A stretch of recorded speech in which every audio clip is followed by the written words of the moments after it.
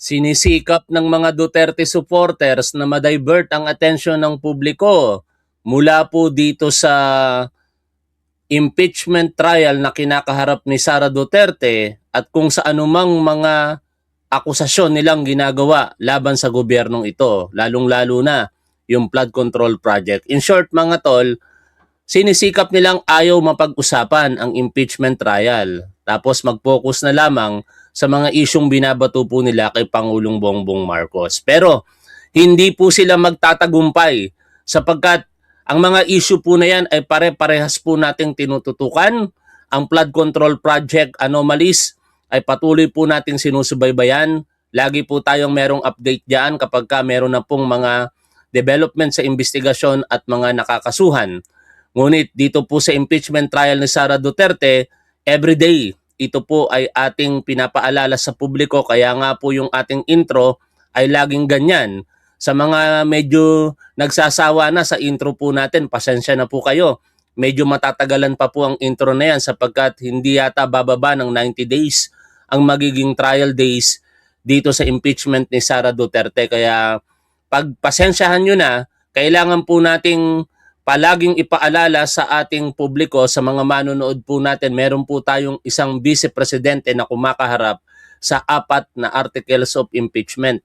At yan ay ang mga pagbabanta sa buhay ng ating Pangulo, ng unang ginang ng dating speaker, ang panunuhol, ang hindi tamang paggasta sa confidential funds, at ang di umano'y ill-gotten wealth. Ngayon, sa puntong ito, merong isang ebidensya o testigo na ipapatawag ng prosecution at malalaman natin yan kung talagang may katotohanan ba ang infamous name na Mary Grace Piatos. Dito po sa balita mula po sa News 5, basahin ko po, titingnan natin kung may lulutang na Mary Grace Piatos. Ipasusupwena umano si Mary Grace Piatos sa impeachment trial ni Vice President Sara Duterte ayon kay House Prosecutor at 3rd District Manila Representative Joel Chua. Kabilang ang naturang individual sa inilistang witness ng prosecution para sa trial. Dalawa lang naman yan, ayon kay Chua. Kung may lumutang, magkakaroon na kami ng pagkakataon para matanong siya patungkol dito sa usapin ng confidential funds. Pag wala namang lumutang, dagdag pa niya, so tama yung teorya namin na talagang ito ay bogus at fictitious talaga. Malalaman natin ngayon yan. Kasi yan ang depensa ni Sara Duterte na meron daw pong certain Mary Grace Piatos at iba pang mga pangalan ang tumanggap di umano ng confidential funds. Pero hindi po yan sinasabing makatotohanan ng isa po sa nagpakilalang bagman nitong si Sara Duterte na titestigo din ngayon sa kanyang impeachment trial. Walang iba kung hindi si Ramil Madriaga. Sapagkat ayon kay Ramil Madriaga, kilala niya kung sino-sino yung kanyang mga pinagdalhan ng pera at kung saan-saang lokasyon niya ito dinala.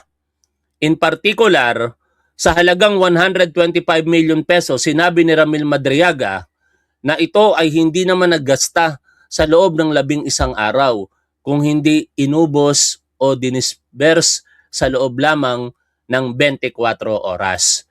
Hindi muna natin pagtutuunan patuloy ng punto yan, kasi yan ay maaaring mapag-usapan pa sa mga susunod na pagkakataon. Actually, malayo pa nga po yan dahil ang kasalukuyang kinakaharap na articles of impeachment nitong si Sara Duterte ay may kaugnayan po doon sa grave threat na di umano'y ginawa niya sa mga personalidad na pinangalanan na po natin kanina sa pangunguna ni Pangulong Bongbong Marcos. Ngayon, alamin po natin kung ano po yung mga balita kaugnay po nito at saka yung opinyon ng iba't ibang personalidad. Lalong-lalo na sa mga sitwasyon sa natapos po na 3 araw na impeachment trial. Maraming mga naging katanungan ang publiko na maaaring sa ngayon kung hindi po kayo nakatutok dito ay maaaring magtataka kayo. Bakit dalawa yung nakaupo doon po sa harapan ng impeachment court? Bakit paulit-ulit ang pag-object Nung una, akala natin ang depensa lamang, pero pangalawa, pati po ang prosecution. At paano yung mga naging kaparaanan po nila sa pagtrato dito po sa testigo. Partikular, ito pong si NBI Senior Agent John Mark Calilong. Sa balita po na ito ng GMA, malalaman po natin ang mga kasagutan. Panoorin, pakinggan, reaksyonan po natin ito mga tol. Sa 3 araw pa lang na itinatagal ng impeachment trial ni Vice President Sara Duterte, marami-rami na ang katanungan ng mga Pinoy. Siguro dahil hindi pamilyar ang proseso sa pang-araw-araw na buhay ng ordinaryong mamamayan. Maaaring bago rin sa pagdinig ang mga salitang objection o kaya naman ay sustained o kaya ay overruled para tulungan tayong maintindihan at masundan ang paglilitis. Tinungan namin ang tulong ng isang eksperto at tinutukan niya ni Mark Salazar.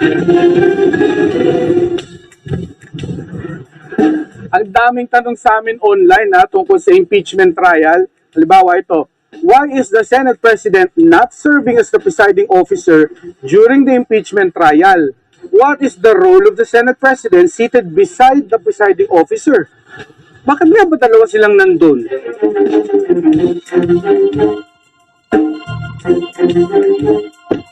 Ito pa isang tanong bakit daw pagkabagal-bagal?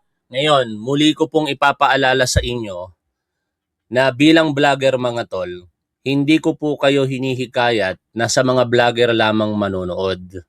No, pagka ganoon po ang sitwasyon at mga vlogger ay sinasabing huwag kayong manonood sa mainstream media, huwag nyo na pong panoorin ang vlogger na yon sapagkat nililinlang po nila kayo.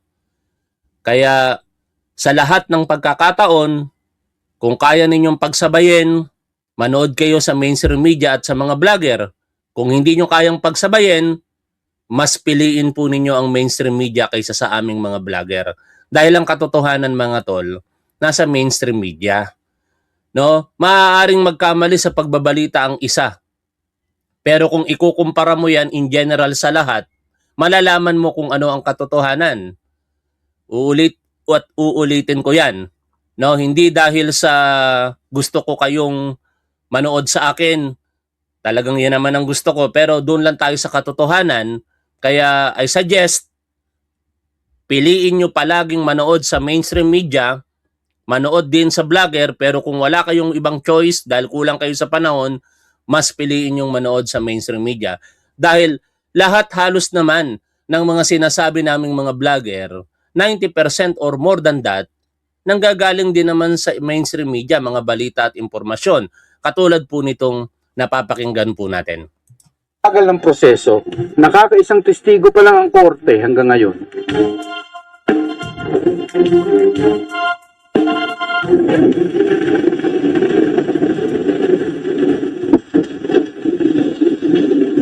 So, dinala ko na kayo mismo dito sa... Nandito na naman tong mga suki natin na tatanga-tangang Duterte supporter. Nabibuisit ka ang aga-aga, alas 7 ng umaga dito sa Pilipinas, nabibuisit ka. Di katangahan yan. Biruin mo, ako ang inaalmusal mo. Nanonood ka sa akin tapos nakakaramdam ka ng pagkabuisit. Tanga. Di ba mga tol? Ako, pagka umagang-umaga, gusto ko maganda ang araw ko. Ano ba yung mga magpapaganda ng araw ko? Panonood ng balita. Hindi ako manonood sa mga vlogger na ayoko. Hindi ako manonood sa mga vlogger na hindi ko gusto ang sinasabi dahil katangahan yon. Nauunawaan mo ba yon? Tanga? Na DDS? Balik po tayo dito sa pinanonood po natin. UP College of Law, UP Diliman, sa Malcolm Hall. Huwag kayong mag-alala, ipapalimanize natin sa mga eksperto yung mga tanong nyo.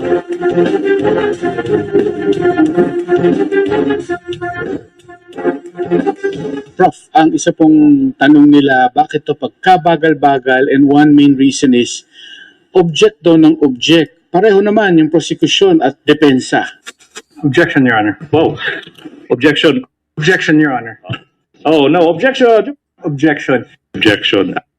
Yung proseso ng objection or yung objection, ginagamit yan upang pigilin yung pagsagot ng isang tanong na lumalabag doon sa ating patakaran. Nagpapatagal talaga siya kahit papaano sa proseso, pero dinidisenyohan kasi yun para maiwasan yung pagpasok ng mga problematic na sagot, no?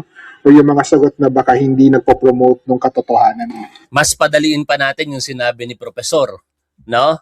Ang pinaka-objective kasi mga tol ng objection ay para mapigilan ang pagpasok officially ng isang ebidensya. Tandaan po natin, ang testimony ay isang form of evidence, testimonial evidence. Once na yan po ay mabanggit ng testigo, papasok officially yon sa records ng proceedings. At maaaring mapagbasihan yon eventually ng pagdidesisyon po ng korte. Kaya ang ginagawa po nila, hindi pa nakakasagot yung testigo ay nag-o-object na kagad ang either lawyer from prosecution or depensa. Pero may mga diskarte dyan. Mga maling diskarte na hindi dapat ina-allowed pero traditionally ginagawa not only the lawyers, even ng mga witness. Kasi naging gawain ko din dati yan. And that is part of strategy. Para makapag-put ka ng doubt doon po sa nakikinig. For example, nagtanong, alam mo naman na yung tanong mo ay hindi naman talaga maaaring maging favorable. Pero, kaya mo tinatanong para lamang marinig ng judge. In this case, para lamang marinig ng publiko. For example, yung tanong ni Narbasa, nag-imbestiga ba talaga? Tama ba yon? Mali po yun. Kasi, parang kine-question mo yung testimonya, which is hindi yun yung layunin ng cross-examination. Ang questionin mo kung makatotohanan ba o hindi yung kanyang sinasabi. Hindi doon sa kanyang ginawa na binibigay mo ng doubt sa maharapan ng publiko. Kasi once na sabihin mo yon, ang magiging impact noon sa public ay baka hindi nag-imbestiga. Di ba? Tapos ngayon, pagka alam mo nang i-object yon, makailang beses natin napakinggan yan doon sa defense lawyer, i-withdraw mo. Pero nasabi mo na yung tanong, pero winidraw mo.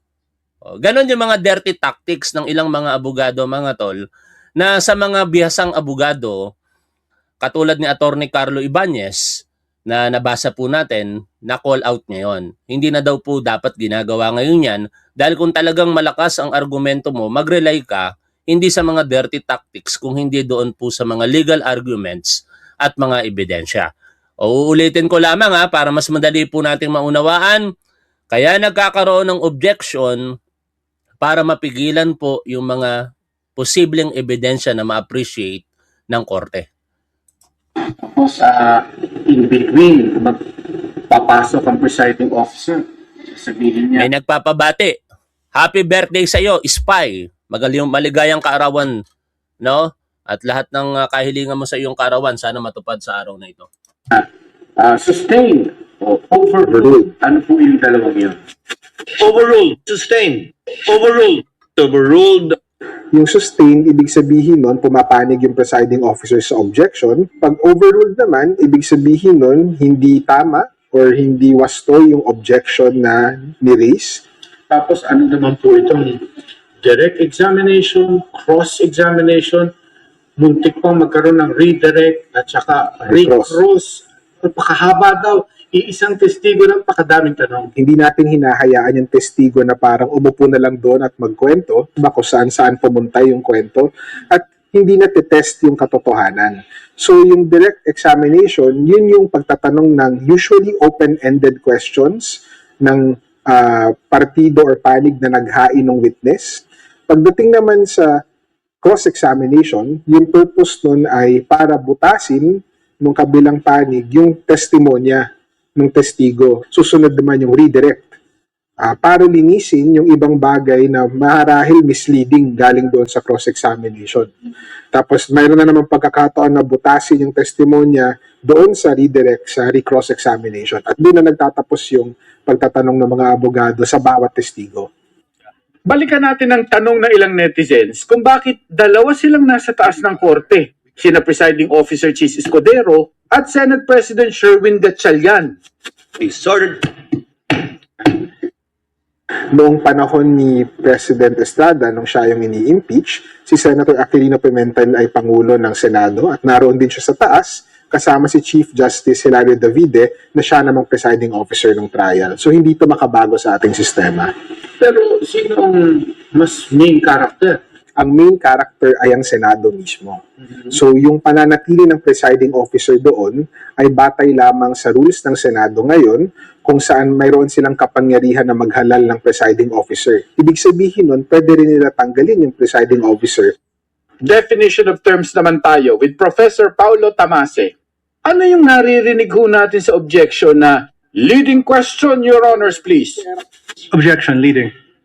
Yung leading questions ay mga tanong na parang sinasuggest na or minumungkahi na yung gusto marinig na sagot. Ano naman yung speculative, Your Honors, please? Speculative, ibig sabihin nun ay parang hypothetical yung sagot or parang masyadong madaming kuro-kuro yung sagot. Ito yung mga sagot na kailangan na parang humuhula lamang yung testigo. Yung argumentative, Your Honor. Yung argumentative naman na questioning, parang nakikipag-away na yung abogado sa testigo. Masyado niyang pinipilit yung testigo, no? Or naiipit yung testigo. Sa gitna rin ng trial, nagbiruan pa ang kapwa abogadong sina Senator Judge Alan Cayetano at Presiding Officer Escudero tungkol sa marking of evidence na FFFFF, GGGGG. Ano ba yun? FFFFFFFF dash GGGGGGGG. That's FFFFFF to GGGGGG. Yes. Yung exhibit numbers kasi sa korte, kadalasan, kapag ikaw yung prosecution, no, yung exhibit numbers mo ay letra na series. So, A, B, C, D, E. Pero syempre, pag naubos na yung 26 letters ng alphabet, dodoble yun. A, B, B, C, C. So, yung F, F, F, F, F, yung siyam na F, ibig sabihin 9 times na naubos yung 26 na letter. Nakita ninyo mga tol? Ganon karami ang ebidensya na sinasabi laban kay Sara Duterte. How many alphabets do we have? 26 times 9. 180, 9 times 6. Di mahigit 200. No? Tingnan niya natin kung ilang exhibit yung 26 times 29. 754. Tama ba? No? Kasi 29 times na yung exhibit na ulit. Kaya nagkaroon ng FFFF, GGGG na ginawang biro ng mga senator judges. Wala namang problema doon kahit paano paminsan-minsan maging light yung moments. Ganon karami ang ebidensya di umano dito po kay Sara Duterte. At ngayon, puntahan natin ang napakagandang obserbasyon ng isang political pundit, bagamat dilaw po siya, walang iba kung hindi si Ronald Llamas. Pakinggan po natin ang naging interview po sa kanya kaugnay ng impeachment trial nitong si Sara Duterte. We're joined again by a resident political pundit, the Dalai Llamas, Ronald Llamas. Okay, let's get right to it. The two senators first. Senator Marcoleta, was that a lapse or was that an accommodation, you know? I'm sure behind the scenes, the INC is talking to the powers that be. It could be all of the above. Dahil nga, parang nagiging tradisyon na yan. Oh, Pag yung mga matataas na politiko ay makukulong, biglang nagkakasakit. At syempre, kung yung sakit mo ay pneumonia, no? Bakit naman papasukin kahit sino, kahit senador pa yan, lalo na walang mask. So, parang matatanong mo seryoso ba yung sakit ng pneumonia? Or gusto lang magpahinga sa ospital? at saka para siyang nagkaroon ng executive check-up dahil pati yung mga disc problems, high cholesterol, etc. Siguro kinakailangan lang siguro sa mga ganyan next time, mga independent doctors na magche-check. Diba? Para masigurado na talagang may sakit ka. At saka gagawin yung mga protocols na hindi dahil senador ka, pwede ka na maglabas-masok doon sa ospital o doon sa kwarto. So kailangan, how will this be resolved in the next, linggo ba itatagal niya dun sa ospital o Hindi natin alam Pero hanggang walang independent na unang punto, si Senator Rodante Marcoleta, although hindi masyadong related sa impeachment, though meron pa ring relation kahit paano, ay para bang nagkakaroon ng VIP treatment, no? Sabi nga ng iba, kung hindi si Senator Rodante Marcoleta yan, malamang nasa Payatas City Jail na yan. Bakit? Biruin mo, parang nagkaroon pa ng executive check-up na hindi naman karaniwang ginagawa sa mga nakakasuhan. At dito ka pa medyo maiinis. Siya pa yung nag-demand o yung kanyang pamilya na kung sino yung bibisita sa kanya. Kasi ang sagot ng PNP diyan, kaya nga na hot seat na naman, nasa hot water na naman itong PNP, particular si IDG na humahawak sa kanya, ay biruin mo, ang katwiran nila, kahilingan daw ni Senator Rodante Marcoleta na madalaw siya ni Sara Duterte at ni Robin Padilla. Diba? Saan ka naman nakakita nun? Usually, ang pinapadalaw, walang problema sa mga kamag-anak.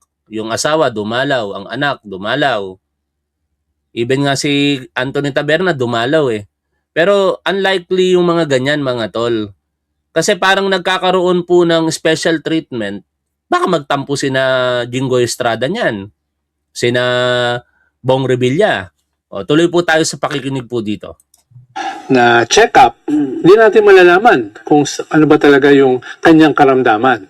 Sabi ko nga, nagiging tradisyon na yan pag nakukulong. And it's the ombudsman, the prosecutors who should be asking the court this, right? Yes. May kwan yan may proseso yan Hindi yan basta-basta ginagawa natin. Parang, in a way, hindi rin napapaliwala din, di ba?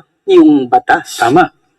Tama. Dahil, lalo na kung ikaw ay isang mataas na opisyal, dapat mas stricto dyan Dahil nakatingin yung buong bansa Na sinusunod mo ba yung mga protocol? Sinusunod mo ba yung mga rules? Sinusunod ba yung mga batas? Dapat mas may extra carefulness yung PNP or kung sino man yung humahawak doon sa may kaso. Ngayon naman, kay Senator Jinggoy Estrada, mahigpit yung korte. But he has two cases, di ba? Merong, Di ba? Magtatampo si Senator Jinggoy, sa akin ang higpit. Bakit di nyo pinayagan yung tuhod ko? Masakit. Pero hindi naman kasi korte ang pumayag, mga tol, kay Rodante Marcoleta. Hindi pa kasi nadadala ng PNP sa... And then, nadala, actually, nanggaling na nga sa Sandigan Bayan. Yun ang problema. Nanatili sa PNP General Hospital. No? Pero ang maganda dito, mukhang hindi nagpapatinag ang Sandigan Bayan. Kasi Sandigan Bayan mismo ang nag-call out Hindi nga natin malalaman dapat yan kung hindi kinall out ng Sandigan Bayan kamakailan o yesterday 'Di ba? Nagtatanong ang Sandigan Bayan sa PNP, bakit pinapayagan na madalaw si Marcoleta, lalong-lalo na ang sakit niya di umano ay pneumonia, na dapat isolated siya. No? one is plunder and the other is a lower Graft. graft. Yeah. So he can be granted bail for the lower offense, but there's plunder which is not Yes. bailable. Yes. Mas expected naman yun yung ginawa ng Sandigan Bayan na nireject yung kanyang appeal na dumalo. Dahil pag ikaw ay nakasuhan ng plunder, malinaw yan sa batas, suspended yung functions mo as a senator. At yung pagdalo at pagboto ay suspended din. Kaya mahirap baluktutin yun. Dahil batas yan at may president yan. May mga senador na tumayo during the impeachment trial, but they have to go through the Sandigan Bayan, right? Yes. It's not their decision. Hindi. It's not the presiding officer's decision. Yes. At saka alam naman nila na mahigpit yan. Pero siguro, kailangan lang nilang sabihin para alam naman ng kanilang kaalyado na hindi siya pinapabayaan. Na at the very least ay inilaban na siya ay makadalo. No? Kahit alam nila na medyo malabo. Pero malaki bang kawalan sa minorya si Senator Marcoleta? Bago natin sagutin, bago natin pakinggan ng sagot, syempre bigay ko muna yung opinion ko. No? Tingin ko mga tol, when it comes to impeachment trial, hindi kawalan ang pagkakakulong ng mga senador na si Jinggoy Estrada at Rodante Marcoleta. Bakit? Ang senator judge naman kasi should be impartial. No? Walang kinakatigan, walang kinikilingan.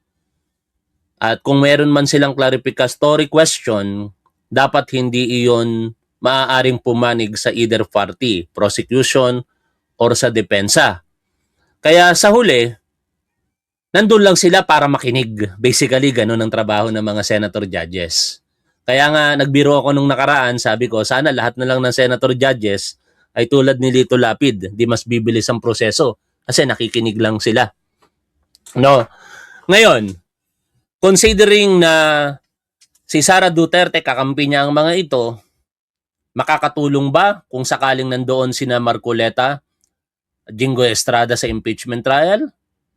Ganon din naman yon. Kung ano yung ginagawa ni na Cayetano, magkapatid na Cayetano, at ng iba pang katulad ni Robin Padilla dyan, Amy Marcos, at iba pang Duterte supporter senator, hanggang dun lang. Pero, nandoon man sila o wala sa impeachment court, parehas lang din ang epekto.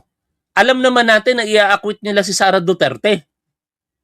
Si Jingo Estrada, Rodante Marcoleta, naniniwala ka ba kayong i-convict niyan si Sara Duterte kahit napaka-overwhelming ng evidence? Hindi ako naniniwala. I-acquit nila yan. Considering na wala sila ngayon, yung absence nila, malamang sa malamang, ang equivalent noon ay acquittal na rin kay Sara Duterte. Bakit? Kasi ang paninindigan ngayon, even ng presiding officer ng Senate President at ng ilang mga senador, the required vote to convict is 16. Di ba? Kung 16, para saan pa? Pumasok sila o hindi diyan sa impeachment trial si Rodante Marcoleta o si Jingo Estrada. Sapat na yung wala sila doon para makakuha na kagad ng 2 puntos pabor para kay Sara Duterte sa impeachment judgment niya. Di ba? Kaya yung punto na yon mga tol, hindi na talaga kailangan itong dalawa na ito. No? Ordinary opinion tong sinasabi ko. Ngayon, may mga nag-arguments na hindi dapat 16. Kung sino lang yung present doon kukuha ng majority. Kung 21 ang present, kukuha ng 2/3, di kung ano man yung 2/3 nun, nung 21, I do not know kung ano yon, 14 ba ang 2/3 nun? Yun ang magiging bilang. Pero hindi yan mangyayari hanggat walang malinaw na interpretasyon sa ating saligang batas. Kasi ang default, 16. Ngayon, sinasabi dito nitong si Ronald Llamas na pwede naman daw pong erase yan sa Korte Suprema. No? Kaya nga makailang beses natin sinabi ito, total maraming pong mga abogadong aktibo sa social media, politically nagsasalita sila, baka pwede naman kayo na mismo ang manguna. At dalhin nyo na ito sa Korte Suprema kasi dito, nang natanong si Ronald Llamas, ang sabi niya maaga pa naman. Tingin ko medyo hindi maaga kung gagawin na ngayon. Dahil unang-una ang desisyon, ang korte napakabagal magdesisyon, ang Korte Suprema. Baka tapos na ang trial, hindi pa nakakapag-decide ang Korte Suprema kung kailan nyo lamang yung isasampa. Kaya hanggat maaari ngayon pa lamang, questionin na sa Korte Suprema kung ano ba talaga ang tamang bilang para sa pagboto ng acquittal or conviction sa taong ini-impeach, in this case, kay Vice President Sara Duterte. Siguro dahil siya yung tag team ni Alan Peter dyan sa mga legal na mga usapin na yan, kahit hindi siya legal luminary. No? Kaya ngayon, ang naging tag team niya, yung kanyang kapatid. Ang problema, yung kanyang kapatid, medyo condescending sa mga kapwa-senador. Parang sinasabi, wala kayong alam dito sa mga judicial processes na ito, mag-aral kayo. No? Kaya yun yung sigurong kawalan. Pero in terms of numbers, ang decision naman kasi ni Presiding Judge Chis Escudero, 16 pa rin yung 2/3. Kaya kahit wala si Marcoleta, si Bato, at saka si Jinggoy, it won't affect the voting to convict or not to convict. Unless may magsampa ng kaso sa Supreme Court at yung Supreme Court ay magpasya eventually kung ano ba talaga ang ibig sabihin ng 2/3 kung may 3 o 4 na wala. Sino lang ang may anybody can go to the Supreme Yes. Court. But kasi in the particular case of the petition questioning Chis Escudero as presiding officer, some legal experts say it should be parties involved, like maybe the vice president herself or a senator. Maganda yung tanong na ito. Pakinggan nyo na maayos ang sagot, mga tol, ha? Kasi totoo naman, di ba, kinwestiyon ni Teacher Tayam yung quorum, no? Humiling siya sa Korte Suprema na desisyonan ng Korte Suprema kung tama ba yung naging aksyon noong June 3. Ideklarang may quorum. Pero ang sabi ng Korte Suprema, hindi pwede kasi wala kang legal standing, wala kang personalidad para magsampa ng kaso. Baka ganun din ba mangyari dito? Hindi po, magkaiba yon. At ito yung paliwanag, pakinggan po natin si Ronald Llamas. Dito dapat ba ganun din? Hindi ko alam yung usapin dyan. Pero tingin ko walang kinabukasan yung kaso na final ni Torion. Dahil malinaw naman sa konstitusyon na aside dun sa impeachment ng presidente, no, ay silent kung sino magiging presiding judge. At dahil silent, mas nangibabaw dyan yung nakalagay sa konstitusyon na yung Senado ang magpapasya ng kanilang rules governing itong impeachment. Yeah, No? pero you know, the Supreme Court, for some, in the first impeachment case of the VP, kind of some legal luminaries thought Overreach. Judicial overreach. Correct. No? Pero baka iba ito. Ito kasi malinaw na sa usapin na yan, ang Senado ang maggagawa ng kanilang rules. Yung dun kasi sa impeachment a year ago, parang ang kinwestiyon dyan yung mga technicalities sa ginawa ng House. Pati yung calendar days, Yung calendar diba? days, no, yung ganyan. Tapos yung right para to be heard. Kaya nagkaroon ng Justice Committee na hindi rin naman dumalo ang Vice President. Pero para sa kanya yun eh. No, dahil nga dun sa a year ago na decision ng Supreme Court. Pero dito parang mas klaro ito eh. Na tingin ko hindi makikialam dyan sa usapin na yan. Dahil malinaw yung konstitusyon na ang Senado ang gagawa ng rules nila tungkol dyan. Ibang usapin yung sa 16. Yun, magiging justiciable na yun. Ibig sabihin, meron nang pwedeng magsampa ng kaso sa Supreme Court para linawin ano ba talaga yung 2/3. I wonder why wala pa. Maaga pa naman. Naaga pa. Isang linggo pa lang. Parang tatagal. Doon ako medyo nag-disagree, ano? Hindi dapat ituwiring na maaga yan, mga tol. Kasi ang tagal talaga mag-decide ng Korte Suprema. I agree na justiciable, meron talagang pwedeng gawing interpretation ng Korte Suprema dahil ang dami na nagtatalo. Mga legal expert nagtatalo dyan. Mga panig kay Sara Duterte, 16. Yung mga legal expert na nasa gitna at pumapanig din pumapanig sa prosecution, sabi nila kung ano lang yung present, no? Kaya dapat once and for all ma-decide yan ng Korte Suprema. At wag Filipino time in short, mga tol. Hanggat maaari kung pwede nang pasimulan yan, iakyat na sa Korte Suprema. Kasi sabi ko nga sa inyo, 'di ba, kung ako lang abogado equipped with legal knowledge, ako na mismo magkukusa sa Korte Suprema para lamang malaman natin kung once and for all 16 ba talaga o pwede pang mababaan yan depende sa circumstansya. Kasi yung 16, naunawaan ko ang lahat ng mga manonood natin na dapat hindi 16. Paano nga naman kung mapagkukulong itong mga senador na ito, no? Posibilidad pa nga yung presiding officer baka makulong din. Even si Senator Joel Villanueva at iba pang mga senador diyan. Tapos may mga situations pa na wag naman sana baka may mamatay. O, 'di ba? O kaya physically incapacitated. Di ibig sabihin kahit overwhelming ang ebidensya sa isang impeachable officer dahil lamang kulang ang bilang ng mga senador, hindi na makukonvict ito. Para saan pa yung accountability mechanism na yan? O yun ang mga punto dyan, mga tol. Pero hindi na muna natin itutuloy itong ating reaksyon. Magkita-kita tayo later sa panibagong live stream. Anong masasabi ninyo? dito po sa ating topic na pinag-uusapan, i-comment nyo lamang po dyan sa comment section. At kung gusto nyo pong bumili ng t-shirt, suportahan po ninyo si Top 1 sa pamamagitan po ng pagbili sa t-shirt. Makipag-ugnayan lamang po kayo kay Top Wife sa kanyang messenger. Maraming salamat.